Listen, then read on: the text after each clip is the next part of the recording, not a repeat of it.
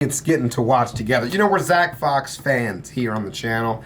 If you guys remember the reaction we did to the video that he did, you gotta praise God, or I'm a shooting, that's on God. You know, that video. Also the iconic Betty White shout out, but well before her death. And now that she's dead, it means so much more. Well, you know, we put that out, and I might add, before it went viral. You know what I'm saying? And then got blocked because it went viral. But either way, it was very fun to do. And now we mix Zach Fox and the therapy gecko together in one vid. Because two things I've wanted to do for a while. I know Skitten probably hasn't seen the therapy gecko, but I figured it would be a fun time for her. We're going to find some highlights of that. Let me know what you guys think of that. I don't know if you guys have ever heard of the therapy gecko before. Pretty fun for me to watch, so I'll see what you guys think. Been collecting my boogers underneath my chair for the last 10 years, and they're getting us new chairs. The people bringing them in are going to have to dispose of the old chairs, and dang near the whole bottom of the chair is covered in boogers. I just don't know how they're not going to notice it. Can you clean the chair, or are we beyond that? Well, I'd have to get some chemicals because some of them have hardened. Why are you afraid of people knowing that you collect your boogers? I don't want to be the booger guy. For you, I see two options. Option one, let the people know that you are the booger guy.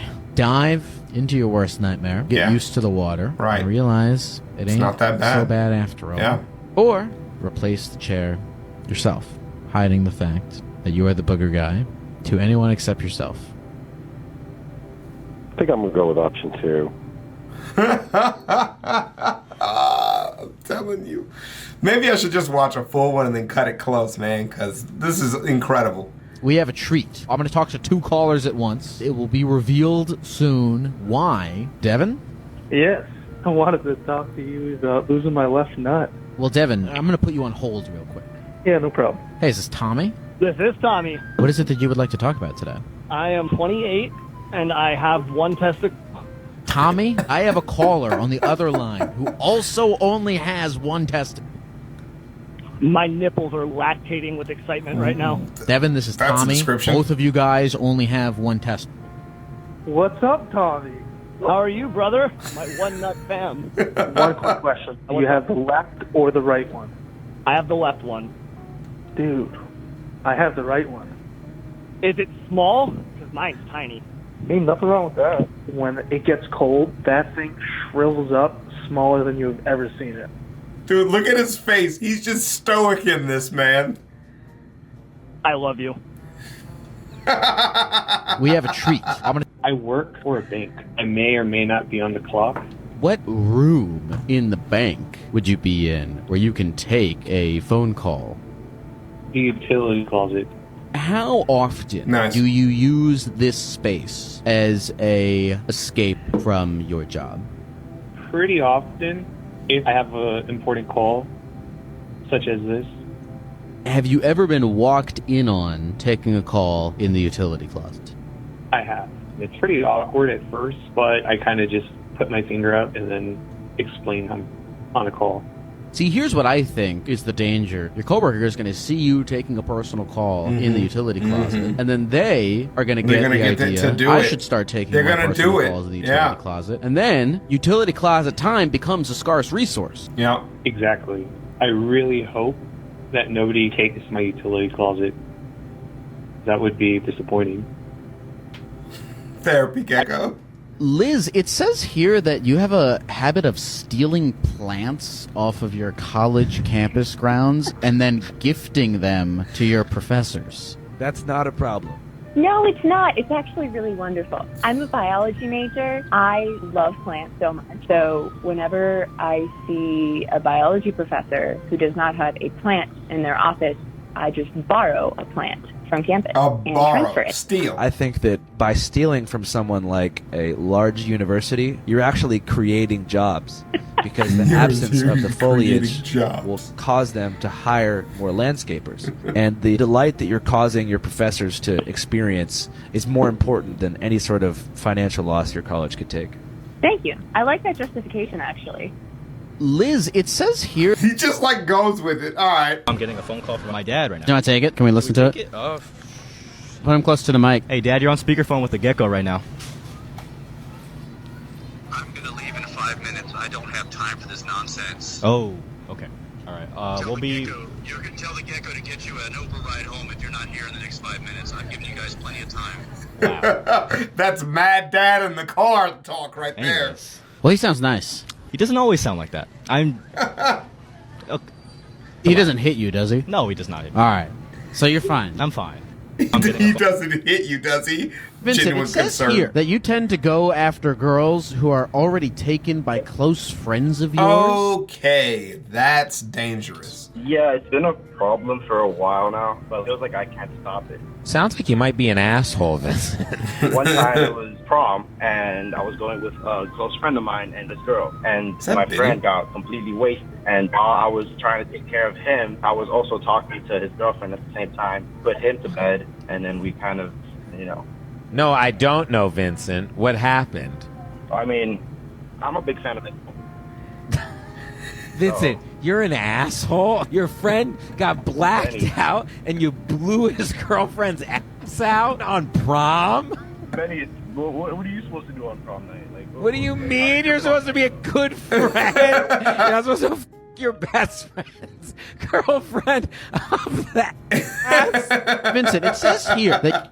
Yeah, that's, he would be stabbed multiple times. The way we off was so different. Whoa, that was a change. Benny is brutal. There was no anything. Did you have viruses? MacBooks are pretty good about not getting the virus. So this didn't exist yet. Macs didn't exist. Your computer would get infected. I would sign into my computer. The second it loaded up, it would be like, and there'd be hundreds of pop-ups popping up where you couldn't use the computer. Ads. And you'd have to call a man. And the man would show up at your house with like a briefcase, and he would come and fix your computer. Okay, so is this all happening on like your family computer? Yeah. Okay. And I'd be like, "Oh, Mom, I'll take care of it. I'll go talk to the guy." And the guy would be like, "I've never seen this much. Like, there's just so much." And he'd fix your computer, and you'd have to give him like $50. Dude, to fix old computers, people literally just know what throw it them feels out. like to get punched hard enough to get knocked out. And next time my friend was over at my apartment, I just asked him to do it. And what did it feel like? Felt like I had blood in my mouth. A lot of ringing in your ears. And was the experience fruitful for you as a whole? No. Made me realize that this is not a good experience. And how do you think the realization that it is not a good experience will guide you as you make your decisions in the future?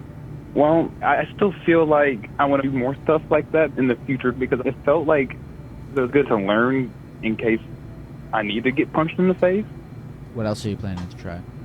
I don't know. Maybe a gut shot next. Oh, that's easy. Do you have just more punches. Overall, what do you feel like you learned from the experience of getting punched in the face? It hurt.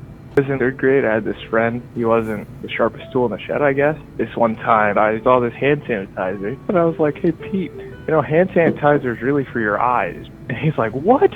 Really?" And then immediately took like 3 big squirts of hand sanitizer, rubbed them into his hands, and then rubbed his hands into his eyes. I didn't get in trouble for it. The way the faculty saw it, it was his fault for falling for it. I looked him up on Facebook a couple of years ago. He wears glasses now. When I was in third grade, I had this friend. That's it. Well, okay. What's your favorite sound? I like the sound of silence a lot.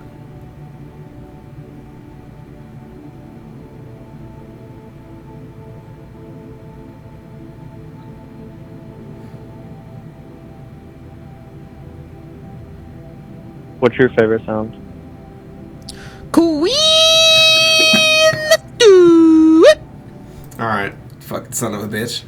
I don't know if that's the best showing I can give you, guys. I enjoy watching anime, but I don't tell anybody because I live in the South, and that's pretty shunned upon. Everybody else kind of hunts and, I don't know, hit squirrels with picks and shit. So it's something you actively try to keep a secret? Yep. That, and then I didn't support Trump, so I was very out of sorts from everybody else that I work with. Does it bother you that this is something you can't be open about? Yeah, it kind of does. Do you ever want to move somewhere else? I'll say just move. Yeah, I guess so. Kind of think it'd be cool to be off the grid or something. You want to go off the grid? Well, just be kind of cool to do your own thing. I've actually talked about that with my wife. She wasn't as cool with it. but I think it'd be neat. Is she into anime? No. I enjoy Join watching- Discord. That literally is your solution. Literally just join a Discord, dude. You can keep it all to yourself and have a community at the same time. It'll make you a little weird at first, but you'll survive. Check this out. I was in Florida. This kid stumbled out of his fucking truck Is that doing Moose? the universal sign for choking with the 2 hands around the neck and everything. So I picked this fucking kid up and I ragdolled him, man. Just bam, bam, bam. And fucking carrot shot out of his mouth and into this pickup truck bed, and it made a noise like ping. Motherfucker was eating spaghetti with carrots in it, man. It was like cold spaghetti out of a Tupperware with carrots. It's fucking Do you feel like he deserved what was happening to him because of the carrots? So nobody deserves to die, but fuck that kid. Check this out. That's good enough for me, man. Full episode is up. We're gonna go through it. We're gonna start with these clips, and then we'll go to a couple of things Zach Fox had to say. Hope you guys enjoyed it. It's something I've been waiting to do for a while, and I'll see you guys in the next one, man. Peace. Jack, I'm here with Zach Fox. Oh, sick. I heard that you're seeking advice on sugar mamas. Yeah, so I'm kind of at a crossroads, a little moral dilemma, if you will. Hate my job, not making enough money, and I'm really starting to consider the sugar baby lifestyle, looking for a sugar mama. Do you feel like that's something that would make you happy, or do you feel like it's just the next logical step? I find that a lot of my unhappiness really just stems from a lack of money. In that regard, I think it would make me quite happy, but it's really just the morality of it, if you will, like the idea of someone paying for you and taking care of you. And, you know, I'm a young man. I'm getting to the point where I'm starting to just let that idea go and download some of these apps and put myself out there. Would you consider a sugar daddy? Absolutely not. It's a hard no. The market for the sugar mama to male sugar baby, I feel like it's that's probably a way buyer's market. Yes.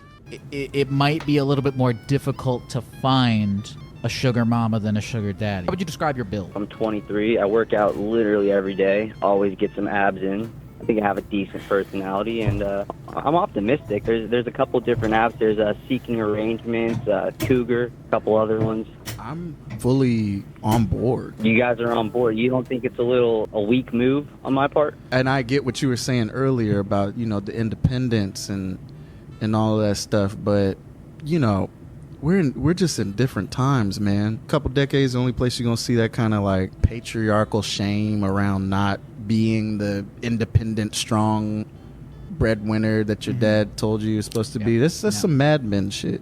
It's just going out the window. I think everybody has a right to enjoy being a sub. As long as it's a contract, like it's a consent between two people, you should be able to say whatever the levels is, as long as y'all are deciding. Right. So you going through these apps is it's the right way to do it. You're not trying to go find it, you know, in the club or something. If you did, that'd be great, but you're trying to find it the place where it's at. So I don't see the problem. Yeah, I want somewhere where they're already looking, you know? Right.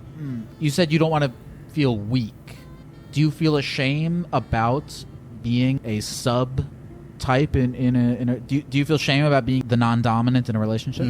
I mean, when you say non-dominant, I assume you're not referring to sexually. A bit of shame, like a woman paying for all my expenses and not really providing anything to her financially. But yeah, I guess I do feel a bit ashamed about it. Where is that what your dynamic was with your mom and dad? My dad's more of a mom than a dad. He's not really that way at all. All right, we're gonna transition from this to some highlights. We have to clear off some vids apparently from the camera roll, but we'll be back.